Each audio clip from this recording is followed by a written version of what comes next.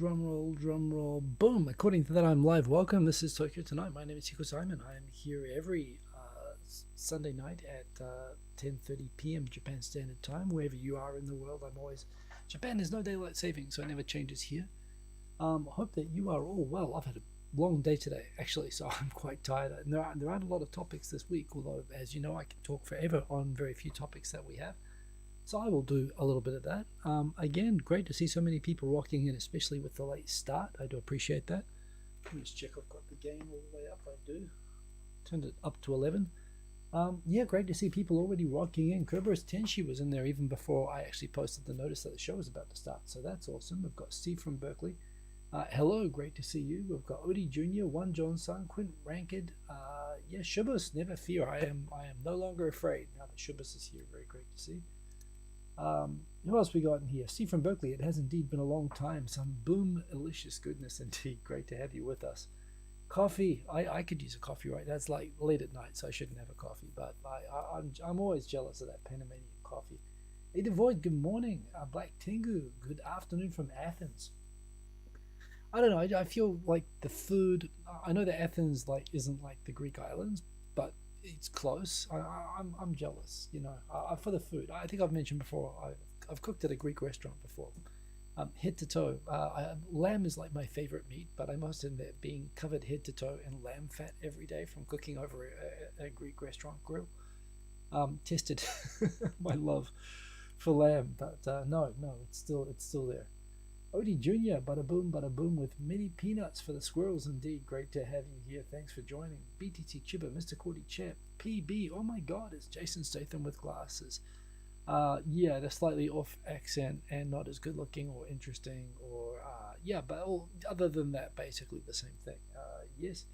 Papa Lazaro 19, really high pitched buzzing. Can I fix it?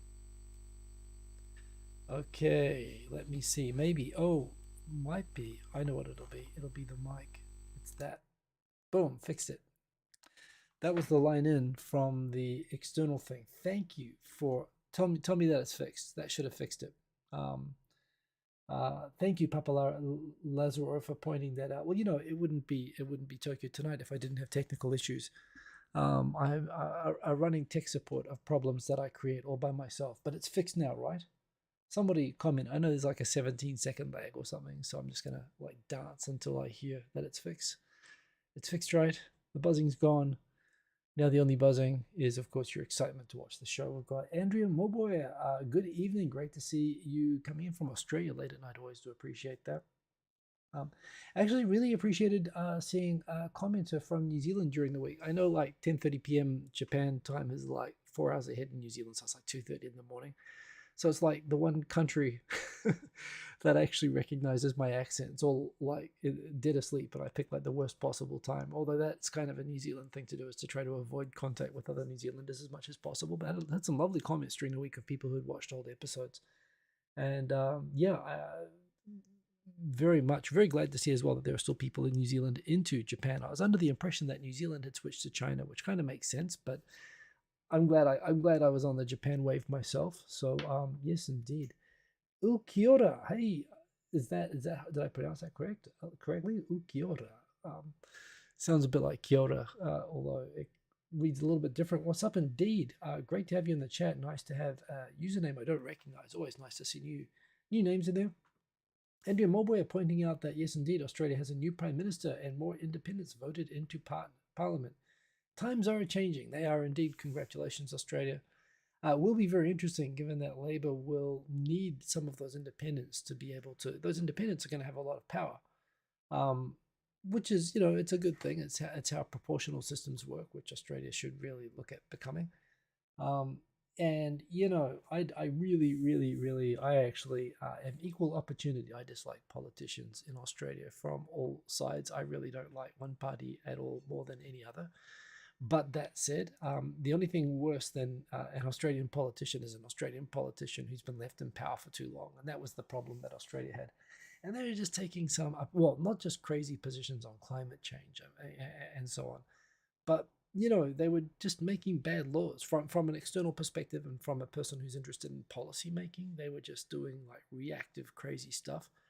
On all of that, on just being like political instead of legislative, like their job is to make laws, not to have political fights. But yet they seem to think their job is sledging on both sides. I don't think that's going to change. I'm not that. I'm not that optimistic, but there again, I'm wearing an All Blacks jersey, so I'm not. I could be an Australian citizen if I wanted to. I have an Australian mum, so I could ask for Australian citizenship, but I think I'd get it like if I just apply for it, pretty much. But yeah, the politics there is just like brutal. But that said, the one thing I really do agree is that Australia desperately needed a change of government. And I'm glad that you've got that. And I just hope that the new people don't screw it up too badly. And I hope it doesn't lead to things like climate change being like becoming a political thing that swings back and forth. That has to end. But yeah, congrats Australia. You know,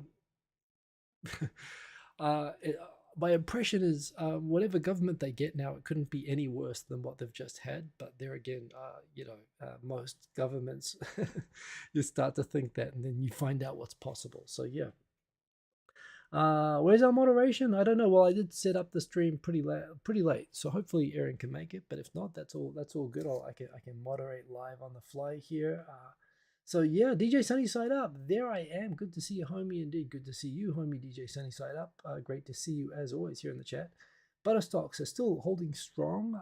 In spite of the cheap yen and the war in Ukraine, and I mean seriously, the war in Ukraine is affecting grain supplies, which could affect like feed, which it could all affect butter prices and supplies at the end of the day. But at the moment, everything is cool. Thank you for asking. Ben Duncan just got your COE. Oh wow, you just got your certificate of eligibility. Could be in Japan in a couple of weeks. That's awesome. Congrats. Wow, we're gonna be able to hang out here pretty soon. And it's good timing because as I will talk about, we're not quite back in normal. Japan is now like standing out that apart from the fact that we don't have tourists yet, although they're coming back soon, kind of. I'll talk about that as well. We are still wearing masks. Oh, that's something I should have dropped in the topics for tonight. So maybe I will talk about that. Sorry, just needed some water. But yeah. Japan is still getting back to normal, and I'm looking forward to hanging out. So congrats. Yeah, COE, Certificate of Eligibility. Yeah, cracked it with the Liberal Party indeed. All of that stuff. Hiko Simon, the independents have already said that the main party will be answerable and questioned. Yeah, and it was crappy with ScoMo week. Yeah, I mean, we're starting from the default position that it couldn't possibly be any worse with Albanese, could it? And I think we're going to find out. But really, I do have an impression that ScoMo was not just like a drongo. He was bad. He had bad policies. He was bad at making laws. Some of the laws that I saw that affect what I do, like around tech in Australia, were authoritarian. And actually a lot of things that government did were like requiring the Australia, basically that the Australian spy agency be able to spy on Australians. I mean, like stuff which dictatorships do, they were starting to do. So yeah, they were freaking me out. And again, I worry that won't change, but we will see. ScoMo is garbage. I mean, this is the thing, it's like politics in Australia, it's like your job is to sledge, which can occasionally be good, but occasionally you do have to actually make good laws. So hopefully we'll see some of that. Andrea Moboy says that she has started tutoring a Ukrainian girl in English. Her mother, grandma, and sister arrived in early April and have their humanitarian visas. Well, that's actually very admirable. Yeah, good stuff on that. And good on you, Andrea Moboy. I wonder what must be a challenge actually. The language. I mean, what very little I know is that Ukrainian is like a family language of Russian, but it doesn't have very much in common with English. So yeah. Fourth week of grade one. Wow. Well, I mean, the good thing about that, I suppose, is that kids have soft brains, and she'll probably adjust and get into it quite fast. But yeah. Shubis must have missed about the COE stuff. The COE stuff, certificate of eligibility, that's what you need. When you get a work visa, you don't just apply for a work visa. You need to ask your company to apply for your work visa for you, and they're basically your sponsor. And when they get the approval, they get a certificate of eligibility, which is that they'll get one position made for you for your work visa, which they'll then send to you, and you can go show your certificate of eligibility at the embassy, and then they'll put a visa in your passport. So basically, your company has to get you the certificate that you're eligible first. It's like proof that you've got a job and a work visa. And after you get that, then you just have to march up to the embassy or the consulate. You can get your, that's how you get into Japan on a work visa, which is what I did when I first came to Japan. So yeah, Ben Duncan just got his, and which means that he's basically now rocking. He's got the visa. He's just got to go do the paperwork. So that's really great news. ScoMo from marketing, yeah, all of that stuff. So he was an absolute trongo, and that's being quite nice, by the way. So yes. Anyway, I will start on the, well, I guess before I start on the topics, one thing that I will talk about is that there's been the government's kind of started to, I think they've realized, particularly with Korea, if you talk about countries that are like, wanted to like end restrictions as soon as possible. And this is the problem, I think, with Australia and with places like America and Europe and whatever, that, when they had restrictions, they were like brutal dictatorship type, fines and arrests and, limits on how far you can go from your house.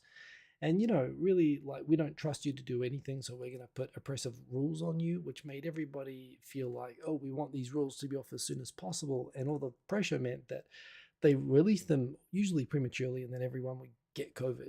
That's kind of what's happening at the moment. But at the same time, everyone seems to, in those countries, apart from the fact they never had a culture of wearing masks and so on to begin with, they really seem to associate it with like being forced by the government. So, these scenes of, people in the middle of flights on airlines, like handing in their masks, it's like, screw you, seriously, like, what are you doing?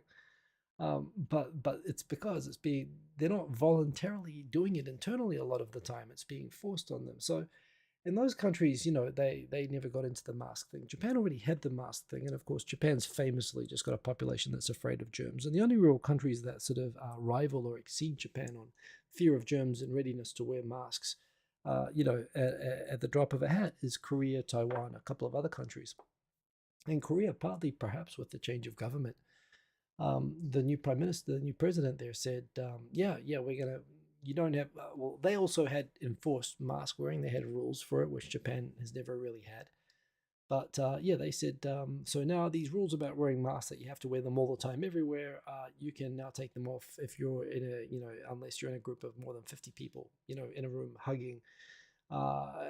So pretty much, they no more masks required. So I'm hearing at the moment, like even at work and so on, they're saying, let's go down to Singapore and let's go out to the beach and go drinking. And, and I'm kind of like, oh God, everybody's going to be like not wearing masks. And that freaks me the hell out because, I've internalized as well the idea that we're not quite ready for full breathing in each other's mouths at the moment. But even in Korea, they've changed this. And Japan, wanting to reopen tourism, with big investment banks like Elliott leaving. And I really think that Japan's sort of isolation and, kind of different approach and being out of sync on handling the pandemic is part of the factor of a lot of foreign companies leaving. I think that's influencing the government. I think even Korea is influencing the Japanese government, realizing that they're now the odd one out, still having everyone wear masks and everything. And I think they're also aware that when tourism resumes, probably in July, I mean, there'll be limited tourism in June, which I'll talk about in a moment. When full-on tourism resumes, the thing is, people are going to say, is there a rule that you have to wear masks? And we'll say no. And they'll say, well, then we're not going to wear masks. And everybody's going to see those tourists and they're going to think that they are assholes. Because that's just what you are if you don't wear a mask right now. This is the thing. I mean, Japan just has so much social conformity and pressure. It doesn't need rules to be clear.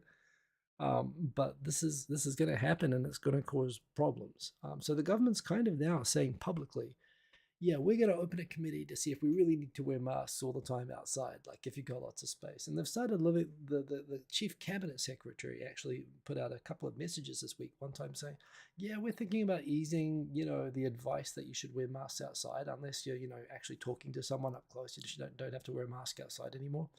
And the reaction to that, the Tokyo governor said, what you talking about, Willis? And said, no, that is not. Let's get everyone on board. I mentioned this last week, I think. And this has kind of progressed this week. Now they're saying, yeah, and you know what? We think even indoors, you don't have to wear masks all the time. And, so now they're trying to get the kind of consensus and build the mood for the fact that they are planning to change the rules, basically, which don't exist. This is the other thing. There are no rules, but they're trying to change the norms around wearing masks everywhere. So, um, I must admit, I'm kind of like, I mean, it is gonna suck when it becomes like summer and so on, when it's like really hot and sweaty and it's really unpleasant. And I will be probably working more in the office going forward. So yeah, I might give in. But at the moment, it's where I am. It's 100%, and you stand out in a really bad way if you are not wearing a mask. And I find myself, even if I see people walking, drinking some water, I'm I'm like, yeah, well, get a clue, read the room. I think that myself. I'm in the social conformity disease at the moment, just because everyone's doing it, right? So yeah, it's hard to change in Japan, partly because it was never based on actual rules. It was never imposed. Everybody just kind of agreed it was the right thing to do and did it. And it's hard to change that once it's there. But Japan's going to be out of step if it doesn't. So that's a real challenge right now with COVID. So yeah, we have a butter test. I'm going to go into the comments. Uh, Boom, we've got Quint Rankid. I don't know about Ukrainian not having much in common with English. Uh, Both are Indo-European languages, just West versus East. Some words in Russian seem similar to English. Well, I mean, that's true of nearly all European languages. There's some common vocabulary. What I understand about Russian is that they have some of the most complex grammar of any language in Europe. And again, that's Russian. I don't know about Ukrainian. I know that it's probably, from what, again, from my very loose understanding, it's much easier for Russians to learn English. English is, well, the problem with English is that we don't follow any of our rules. English is a half-formed language. It was a mix of Old German and French and Latin and some Greek. And then they invented the printing press right when they were, that just got half through stirring it all together. So English is just a completely deformed, horrible, stupid language with inconsistent rules and vocabulary and everything. It's just an awful, terrible disaster of a thing that just for some reason caught on everywhere. But Russian is an organized language, but it's super complicated. It's probably why they're also good at chess. You practically play a whole chess game saying, this is a dog, apparently. The potential forms of verbs and so on are just super complex. That's my very basic understanding of Russian linguistics. But it means that they do pick up English fairly easily, from what I understand. At least it's much. Whereas if you're an English speaker, learning Russian is super hard, apparently. But yeah. I mean, it's not like learning. It's not like the difference between Finnish or Hungarian or Korean or whatever, which are completely weirdo isolated language groups. It's not like that. You are correct. It's similar to that, but it's still, I still imagine it's not easy. It certainly isn't like coming from German or French. But anyway, PB, did I read about NASA using lunar regolith to grow plants? I did indeed, PB. Anton Petrov covered it, I think, and I saw a couple of videos on that. Super cool, right? I mean, well, because one, I always had an image that regolith on the moon, and particularly on Mars, is like famous for having perchlorates. I don't know what perchlorates are. I just know that they're nasty, like, chemicals basically, and that the soil on the moon is so like completely irradiated by radiation from the sun, and all of the heavy metals that are still there from basically the start of the solar system and haven't, and are everywhere. Oh, and the soil itself is basically like little razor blades. There's no erosion on the moon. There's no water or actions to cause smoothing or rounding of particles. So this is another big problem with regolith on the moon, is that it's basically like sand as razor blades. Super dangerous for suits, super dangerous for, you can never wipe it off or get rid of it. It contaminates really easily. So yeah, people had this image that soil on Mars and the moon was probably, there was a lot of people who doubted. I assumed as well, by the way, it would not be possible to use soil from the moon to grow things. But apparently, yeah, they found bits of the soil from different lunar missions and they tried it out. Super interesting that old soil on the moon apparently is like the Sea of Tranquility, triggered like 1,000 stress genes and apparently made it super hard for anything to grow, although it did grow, but like not very well. But there are some parts of the moon where actually, yeah, it worked reasonably well. So of course, what that means is that people will be able to grow food on the moon without having to take soil. I imagine they'll have things like fertilizer. They will have to figure out how to make certain things to make the soil more friendly. But yeah, they don't. They'll be able to use in situ, right? Which, given that they've already found water on the moon, like enough to totally look after colonies up there, so they won't have to take water up. And if you find water, you can make air, and you can make jet fuel. You can make hydrogen jet fuel. So they don't have to take fuel up there. Again, if they can set up the facilities to process it, we already know it's full of metals. It's got soil. You know, you can actually, again, to me, I don't understand why every mission right now is not focused on setting up preparation for in situ, right? For mining metals and preparing soil for agriculture and harvesting water and air just to set it up so that you can have your lunar city there. It seems like, those are things that, we should be doing right now. But I guess we will be doing it soon, and it's super exciting. So yes, PB, I saw that and it was awesome, and thank you for raising it. Kerberos Tenchi, well, Europe has the next problem at hand, ape pox. I think, yeah, they call it monkey pox here in Japan. Is it ape pox? I don't know. I mean, that's maybe they're considering maybe the monkey definition is Planet of the Apes. It's discriminatory. Let's see how Japan reacts to that. Yeah, it's only like 80 cases so far, and it's apparently not, it's very seldom fatal. It sounds just unpleasant, but yeah. Andrew Mobwe, I don't want to curse here. LOL. Yeah, Drongo is pretty good. You Galah, he's a Galah. I mean, honestly, you say Galah, that's almost at this point almost being nice, right?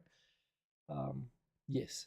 So again, growing up with an Australian mother, I did hear the occasional animal metaphor, which New Zealand doesn't have because we don't have any interesting animals.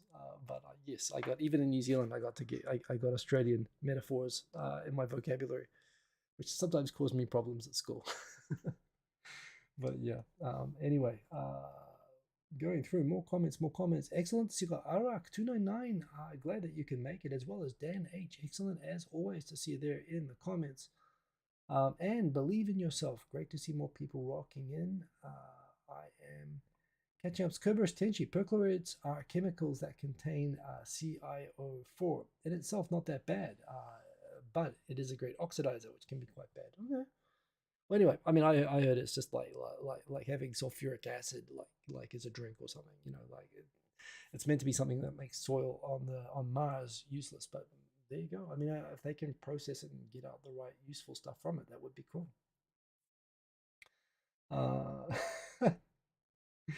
PB, it's going to happen at some point, isn't it? I mean, it's I suppose it's inevitable. I get the feeling it'll be interesting.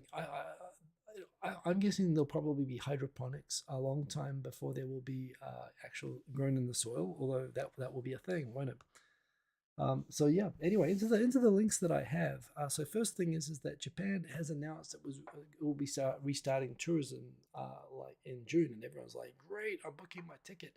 But apparently they're only going to have like, I mean, yeah, I should have actually picked something that actually had the details here, but it's only like they're going to be basically escorted guided tours where everything they do will be monitored. They'll have to carry tracking devices. They will have an escort, like as in like a tour guide.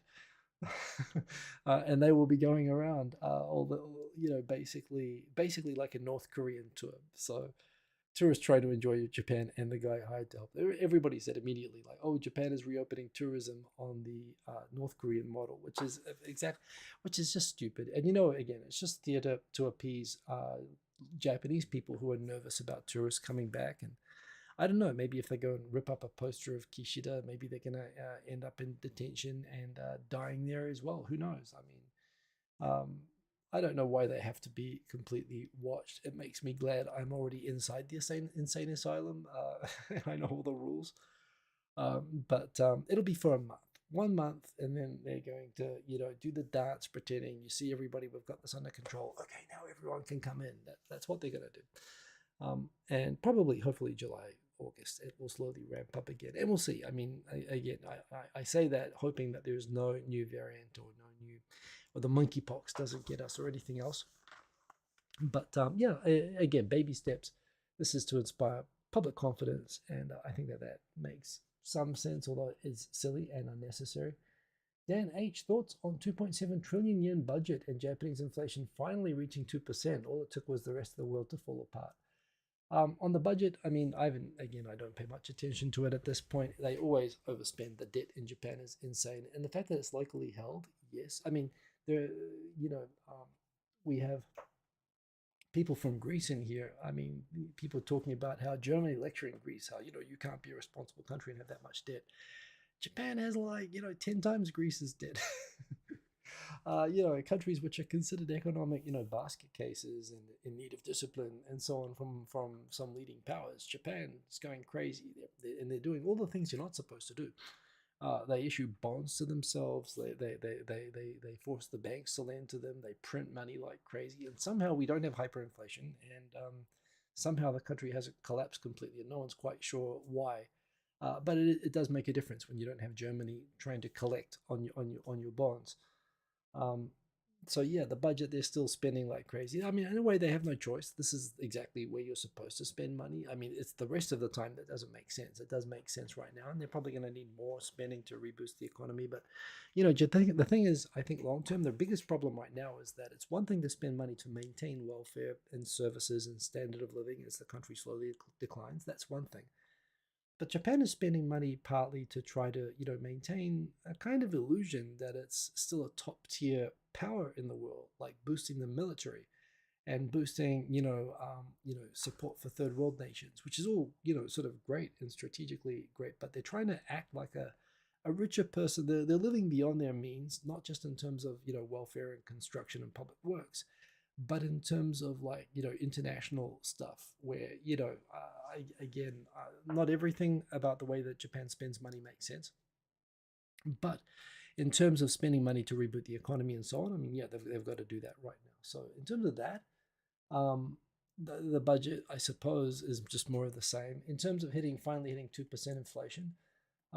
Yeah, of course, 2% inflation based on the yen becoming so cheap and, fuel prices going up. And on top of that, the yen going up and food shortages going down and food shortages starting to happen.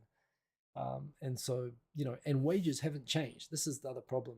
What the Japanese government, what Abenomics was all about was creating 2% inflation generated by increased consumption, enriching companies, allowing companies to pay employees more, to spend more, to create a kind of beneficial cycle of inflation. That was the goal of Abenomics. What's happening right now, although it meets the 2% number that was set for the hope of creating a beneficial cycle, but the problem is that the things that are causing the 2% inflation are not internal. The money is going out of the country, basically, and it's being caused by external shocks, and no one's getting more pay, in spite of the theater that some companies said that they're going to give everyone 50 yen extra per year or something like that. So, yeah, essentially, this is inflation. This is like bad inflation, where people are getting poorer. And they're tightening their belts because of that. And so they're spending less, except on things that they need to spend on, like petrol, which are basically, going to overseas energy powers. So it's not good. The inflation is not good. And I don't know that 2% was, I mean, 2% based on wage inflation driven inflation might be a good thing, but that's, again, the business groups have never played ball on that. So yeah, that's a thing. Going down, catching up more comments. One Johnson. Might be a coincidence, but yesterday and today I saw the Megaphone open top bus preaching about foreigners with the Rising Sun flag, related to something related to opening up tourists. You think, or one, I don't live near a big station and I haven't had much reason, so I haven't seen those crazies. One, remember that those crazies, I mean, the whole world of Japanese right wing extremist like theater, which is basically what those sound bands are. One, they are an extreme small minority. They are like, you know, for example, smaller in percentage of population than organized active neo-Nazis in Australia, for example. I mean, or in most countries, like they are ridiculously so fringe. The idea that they're not any sort of a credible political voice on anything. Look, they go out at the moment. They're loving that they can go out. Their typical themes. They bash on North Korea for abductions. They bash on South Korea for, well, basically everything. The islands, for example, China for encroaching on Asia and Japanese territory. They go and bash on they, but Russia, they go on all the time about the Northeast territories. And so Russia's gifting them a chance to go out and sound like they're saying the right thing, bashing on Russia at the moment. The idea of bashing on tourists coming back in, I mean, I suppose again, there's always some Fruit Loops who there are probably more. In fact, I am certain there are more people who would go out and with megaphones saying that COVID doesn't really exist. There are people that do that far more than there are people who are actually worried about tourists coming back, per se, and spreading COVID. But yeah, I'm sure that's something that they could say if they wanted to say that. But frankly, those people are if you stand in front of Shinjuku Station, where those people drive by, you'll find that space is far more taken up by religious cults, doomsday cults. That is the sort of category that they belong in. They're just fringe and irrelevant. But yeah. I suppose they're always going to be a little bit nervous about tourists. But in my experience, those right wingers don't spend a lot of time. They're very focused on North Korea, South Korea, China, and Russia. And that's really it. They really don't care about Europeans coming here. In fact, even racists, even extreme right wingers, in my experience, one, they love Taiwan. Two, they actually generally are pretty positive about America. Three, they respect Europe because Japan learned so much from Europe and stuff like that. And hell, some of them even have friends. And this is where you have this weird thing of, like ultra rightist, white supremacists getting along with Japanese right wingers. I mean, like I say, that's just a weird. It's like cult members becoming friends. Good for them, but I don't even want to know about that stuff. But they don't usually direct hate. Even in their worst sort of speeches, they might say, "Yo, they're coming here to take our women" occasionally, or they might complain about U.S. They don't even complain about U.S. forces, by the way. Complaining about U.S. forces is a left wing thing. So they don't even do "they're coming for our women" or anything like that very often. Very rare. It's really political and geopolitical stuff. So I don't think it's really about tourism. Tammy Rodrigo, great to have you in here. A friend just introduced this channel. I'm glad she did, or he did, and great to have you in here, Tammy. Eduardo Huerta, great to have you with us, and thank you for saying hello. I do appreciate it. Michael Hernandez, wow, we've got lots of, I don't know, it could be Filipino or it could be South American, but yeah, mucho gusto. Great to have people with Spanish names. I actually majored in Spanish before I majored in Japanese. I was originally a Spanish-speaking major, and I wanted to live in Argentina, or at least I went to Argentina, had a very good time there, and in Spain. So, but yeah, great to see so many people rocking in. But would love to know where you're rocking in from, especially if you're new. DJ Sunny set up asking, did I listen to the new Kendrick Lamar album? I'm seeing everybody post about it. I haven't listened to it yet. I think I've seen like clips of it, like in rankings and stuff, but no, I haven't had a chance to check it out yet. If you're recommending it, I will. Anyway, next topic. So tourism about to resume anyway, so that's something. Kind of the same news as always, but again, just continuing. Japan has the lowest proportion of children to adults in the world. For 41 years. So I guess it's not really news if it's happening for 41 years, but it's getting worse. Like every year there are 240,000 less children in Japan. That being that, even 18 years ago or 20 years ago, when, for children today, when the numbers were still like the lowest in the world, it still is falling at a rate even greater than that today. And I must admit, and as a parent of a single child,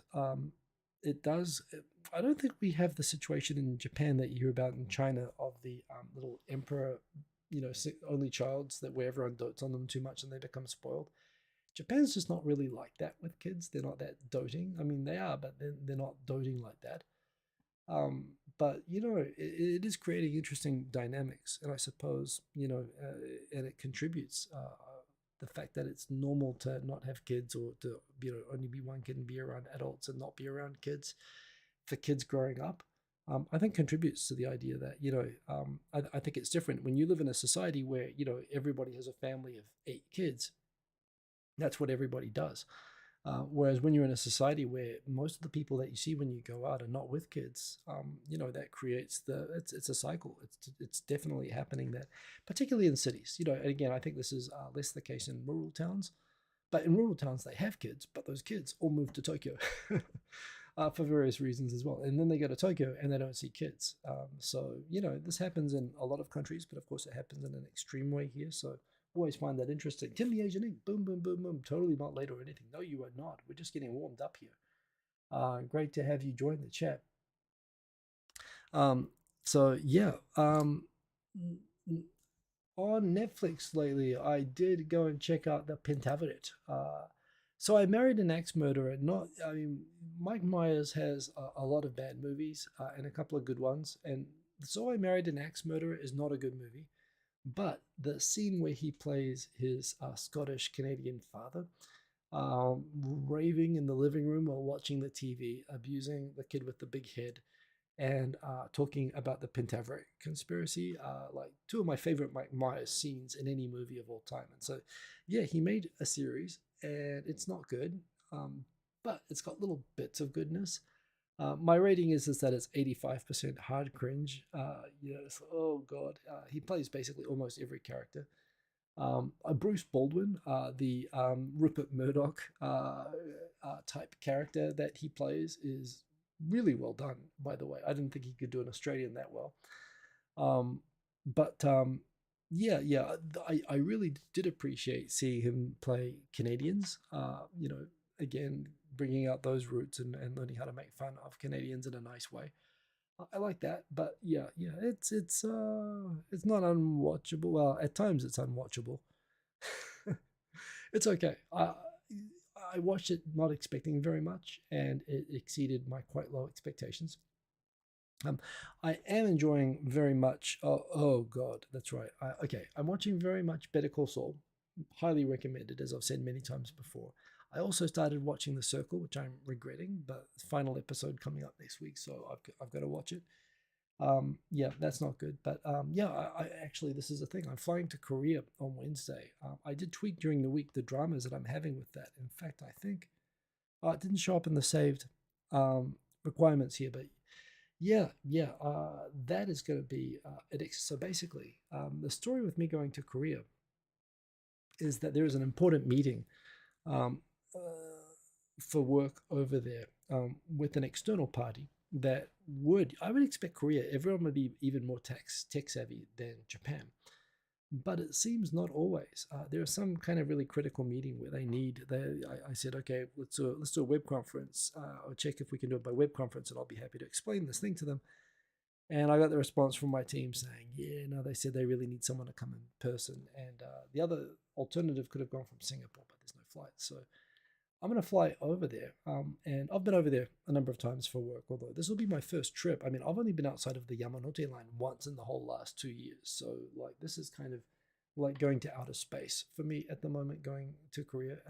The funny thing about flying from Tokyo to Seoul is that if you're watching in-flight movies, between all the taxi time and everything like that, it's generally not enough time to watch a full movie. Or there is if you watch a tablet and they're not enforcing like turn off your devices rules. But yeah, basically, I'll be downloading stuff to watch on the plane and in the hotel in Korea. But the other thing is that, Korea and Japan have similar requirements still with just like business travel, for example, like I will be doing. They only just allowed New Zealanders, not Japanese, to get temporary electronic visas to travel to Korea. So that was a good thing. But for both Korea and Japan, you have to have a PCR test before you go, as well as one on arrival.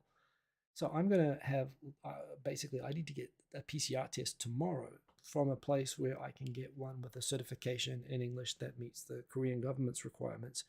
That's going to cost me like $300 US to get that, and I've got to get that on. I have to get that within 48 hours of arriving in Korea. So I'm going to get that on Monday night because I arrive on Wednesday evening.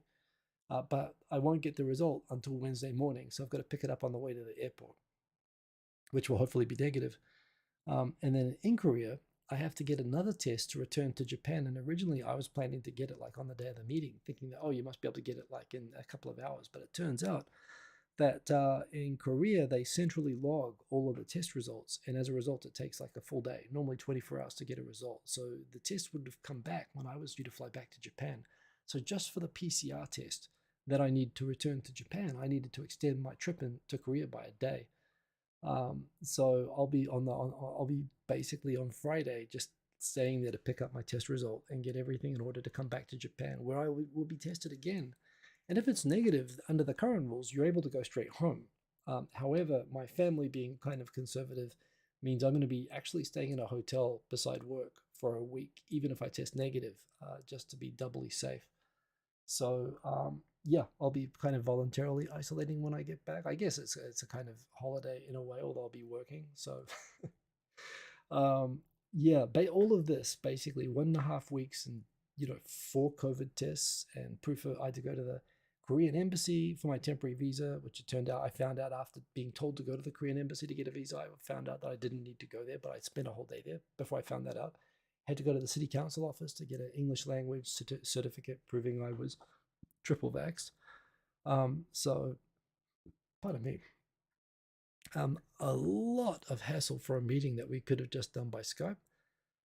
But such is life. And I guess this is preparing for doing more trips and meetings overseas. The result of all of this means that this time next week, by the way, I will be voluntarily isolating in a hotel. I'm not sure if I'll really, I think I mentioned this last week. I'm not sure I'll be in a situation I'll be able to actually broadcast.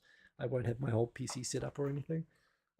I may do something just on iPhone or something like that, a quick one, but I probably will take a break next week. The week after, I'll be back. But yeah. So I am getting into doing the whole tour thing as well. Some good news on that front that Japan is looking at from June, actually waiving COVID tests on arrival. People who have been traveling and arriving in Japan have been telling me one of the worst parts about arriving in Japan right now is that the PCR test that you get on arrival, it's a full PCR test, and it can take like 2 to 3 hours to get the result.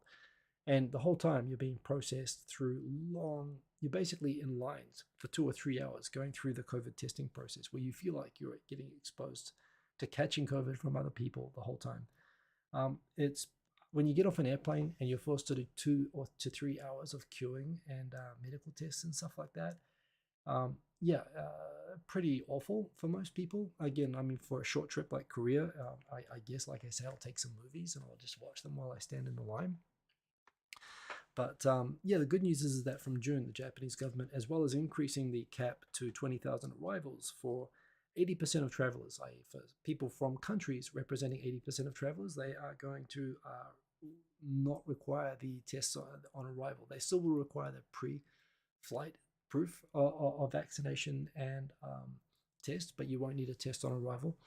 So yeah, that will make at least arriving into Japan less painful, which again, I think they're starting to think about the image of Japan to people arriving. So that is good news. PB, so could the next room be from my hotel room? It could be, but probably we'll see. I'll send out a message in advance, but I might take a week off next week. It just depends what the environment's like and how tired I am, but we'll see. Quentin Rankin, this sounds like it could be a good movie about alienation from society. Buttercall Hiko, yeah, it could very that I'd watch that. Hey Tai Nakamura, great to see you in the chat there. Ohio, indeed. So yeah. Anyway, baby steps. Things are getting slightly better. 2 more stories here. The first one is that interesting case, Global Dining, which actually runs a lot of big, sort of middle, not like expensive fancy restaurants, but not cheap either, like middle of the range, good places to go out for like a corporate dinner. Oh yeah, including the Kill Bill restaurant and a bunch of other places. Quite a big chain. The Tokyo government asked for voluntary cooperation with basically not opening on, closing down at 8 o'clock and so on for certain establishments. And some chains deliberately ignored the order from the central government to do that. And so the government basically imposed a fine on apparently there were 2,000 places that ignored the 8 p.m. close order from the Tokyo government and were fined as a result. And so they went for legal advice, and they were told that, yeah, it's illegal in Japan for any government. It's against the constitution for any government to impose fines, based on arbitrary closing hours, even for a pandemic. And so, yeah, the Tokyo government, which had been sort of relying on, which was one of the more aggressive governments when it turned to, imposing mandatory requirements associated with restrictions for COVID. In fact, when I said Japan has no mandatory COVID requirements, the first thing that some people wanting to contradict me said was, yeah, look at Tokyo government has imposed fines on restaurants that didn't cooperate with the 8 p.m. closing rule. Well, interesting case here that, Supreme Court of Tokyo Metropolitan, in fact, the Tokyo District Court, I think it was,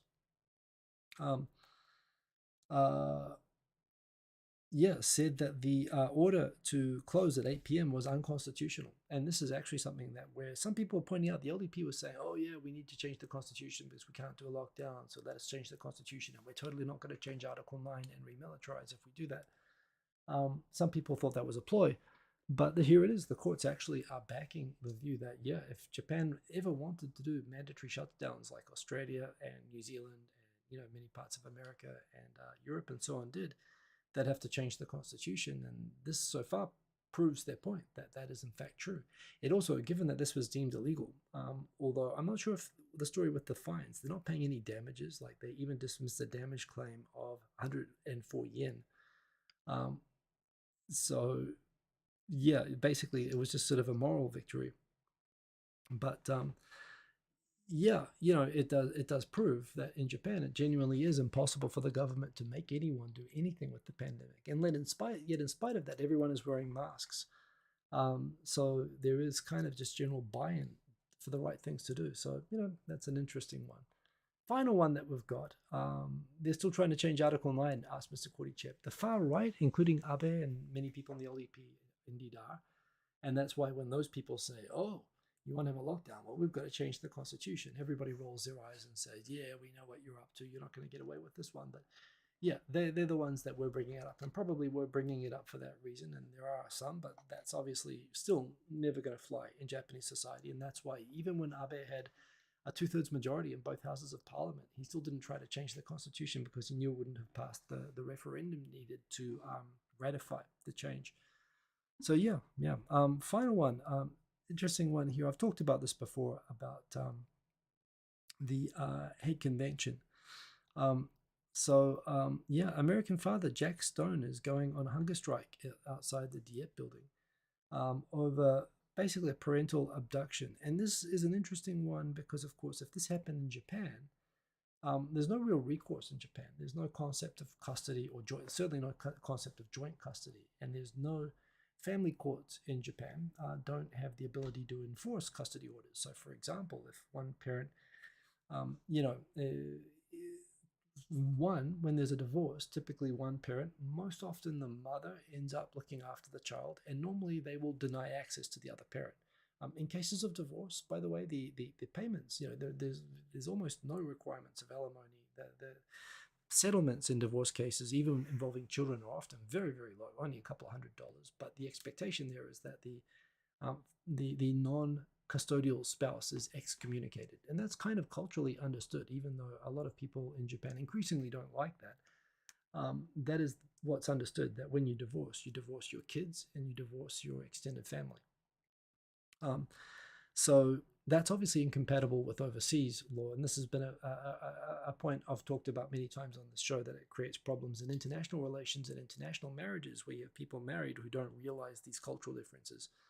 And you have a situation like this one where, yeah, the couple lived in Florida, and the mother snatched the kids,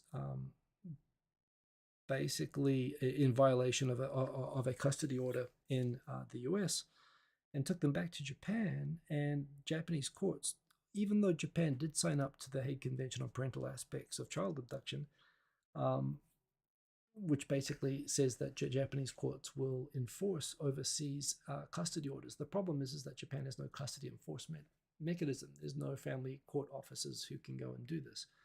And basically, in spite of the fact, so older cases before the Hague Convention was signed, they can't use this at all. But with the Hague Convention, there's supposed to be a mechanism to deal with this.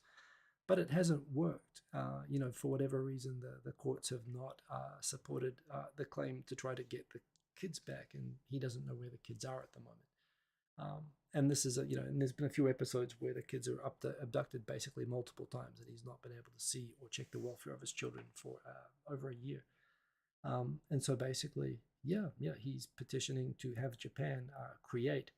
And there have been a couple of cases like this I've featured on here before, of Japanese people suing the Japanese government, saying it's unconstitutional for Japan not to have a family law system that allows for joint custody, and the human rights that it denies the children and the non-custodial parents. It is a problem. This is not to say that in every case it ends up being we have one parent being completely alienated. There are cases where There's voluntary, where parents can agree in the divorce agreement on the form. It's got a parameter where you can write in arrangements with the kids, but it's voluntary. You don't even have to fill it in. And if you fill it in, it basically relies on the goodwill of the divorcing people, which, of course, divorcing people are always going to have excellent goodwill in cooperation. They can voluntarily put in arrangements to share custody of kids if they want to do it, but that's just for the records. That's not enforceable. It's not enforced, and it relies on mutual goodwill. There's no forced arrangement around that. So yeah, it results in, again, we talk about, I've heard descriptions of things called parental and child alienation syndromes and the damage it can cause kids who, are basically literally abducted. They're taken in the middle of they're living with one parent, and in the middle of the day, they're removed from school by the other parent and then put on a plane and taken overseas and cut off from the other parent all of a sudden. It's traumatic for the kids and for the parent, yet it's still a very common thing in Japan, and it disrupts. I mean, this was a thing during the Olympics. There was a French person doing a similar thing, doing a hunger strike that got the attention of President Macron, and it's seen as sort of an inconvenient embarrassment for Japan, but not so much so that it's actually doing anything to try to resolve the underlying problem, especially the LDP. So yeah, this is a continuing problem, and again, if Japan wants to be part of the world, which it seems to want to be with Ukraine and taking refugees, like when everyone's looking and it's feeling the pressure, Japan will want to be seen to be doing the right thing. But this is just something that Japan, was forced kicking and screaming into even signing the Hague Convention. But it hasn't done anything to actually ratify. To actually, they did ratify it, but they haven't made anything to make it enforceable. And the result is now we have another case of another hunger strike. And it's not only cases like this. There was a case a couple of years ago in the Japan family court where one of these disputes was being taken involving a foreign guy who actually killed his wife at the court. Again, family court. As a trained lawyer, family law in New Zealand, which has a relatively working family law system. The thing about family court is that the most dangerous courts to be in, the courts where judges and lawyers and people are most likely to be attacked and killed, are family court. It's actually a dangerous place. People are basically always having the very worst day of their lives whenever they're going into those courts. The fact that Japan doesn't even have a mechanism, however, for resolving those disputes, it's a societal problem. And this is another reminder of that I hope gets the attention that it deserves. So, yeah. Oh, Erin made it. Great to see you, Erin, and great to see everybody. Sorry, a bit of a downer for the last story, but it's an important one. That is all the stories that I have for this week. So I'm going to finish up on time. I've had a big day. I need to drink. I'm quite dried up at the moment. So as you can probably hear in my voice, I'm sorry to hear that, Kuros Tenshi. I'll moderate that for the sake of the conversation there. But yeah. Anyway, it is a tough thing anywhere under any circumstances, but Japan doesn't make it easier, unfortunately. So yeah. Anyway, great to see so many people could make it. Odie Jr., very glad that you can make it, but no problem at all. People can walk in whenever they like. And thank you for joining me. I'm going to wrap up on time unless anyone's got any topics for me before I finish up. But thanks for keeping me company every week. We'll play it by ear next week, but I'm thinking it might just be a mobile live stream, probably nothing at all. I'll probably come back in 2 weeks just because I'll be voluntarily quarantining, and I'll tell all my stories about my adventures on my really trip to Korea that's only for a 90-minute meeting, but is going through quite a lot of stuff. At least I'm going to figure out how to travel back and forth from Japan, which might be interesting to people. Eric Bailey, we didn't make it with that. We've been waiting for you this whole time. I've been filibustering this entire time. However, I'm out at now we just have to end the show. But I'm glad that you did make it, as well as Milchman too. I'm glad also that you made it. Thank you for joining. Remember, you can watch it recorded. Remember, you can follow me on Twitter. And remember, if you like the show, hit subscribe, hit like. And if you don't like the show, hit the subscribe button, hit like, and leave a comment. Tell me how much you dislike the show. All of these things help the channel, and I do appreciate it very much. Yeah, I will have fun, Aaron, or but not too much fun. I'm turning down actually right now. I'm going over to Korea, and everyone's saying, "Hey, do you drink soju? Can we take you out on a sort of a junket dinner?" And I'm kind of like, "Can I take a rain check on this trip? Seriously, like next time, I will be doing more trips over there." So I just want to get there and back and not get sick and just prove that it's possible this time. I'll be doing it a bit low key, but I will have fun nonetheless. So thank you. I will, Aaron. And thanks to you, Steve from Berkeley, and everybody else for keeping me company. I do appreciate you all joining me every week. And Atomic Tom, I'm glad I've been helping you have a Sunday nap. Black Tengu, thank you as always. Thank you, everybody. Have a great week. Thumbs up, like, all that stuff. See you later. Follow me on Twitter and see you probably week after next. So yeah, have a good one. Boom. Peace. Boom.